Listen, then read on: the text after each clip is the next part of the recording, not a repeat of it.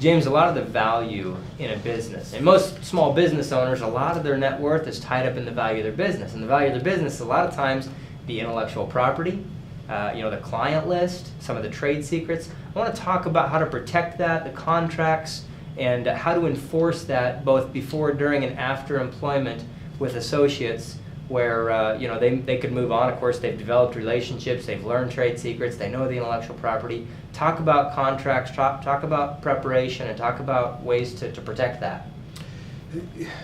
Intellectual property to a business is so valuable, and it starts first with the way that you're recognized. Your logos, your taglines, your statement of identifying who you are that separates you. Most people think hard about what they're going to make that message be, and then they think very little about how they're going to legally protect it from others. And so you want to make sure that you register any trademarks and that you copyright any logos that you have so that you're affording yourself the maximum protection for the thing that you're using to generate value in your business. And the process on doing that? Very simple, very simple. It requires simply the application process to the U.S. Patent and Trademark Office and then their approval back to you. It's usually fairly inexpensive to do that. And the wonderful thing about it is that when you register federally for protection of those intellectual properties, then you're getting nationwide coverage for that. So you don't have to worry about whether or not you decide to expand your business to another place or not. I'm protected in the United States because of my very basic steps in order to get filed and protected.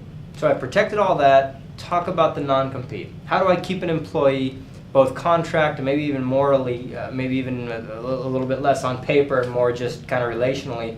What are some ways that I can protect my business, which is obviously in many cases just blue sky? You want to think about three main things when you're dealing with a non-compete agreement. One, what's the geographical reach of this? How wide are we talking about? A 30-mile radius from your principal place of business, a state, a region? What's my geographical scope with respect to it? The other is, what's the duration of it? How long is this going to last? Some states, by statute, limit the amount of time that a non-compete can be enforceable. Other states haven't addressed that issue yet. You want to think about what does my state do in terms of that, or you want to think about what's a reasonable duration of the time. And then the last thing that you want to think about from a non-compete is what's the scope of it?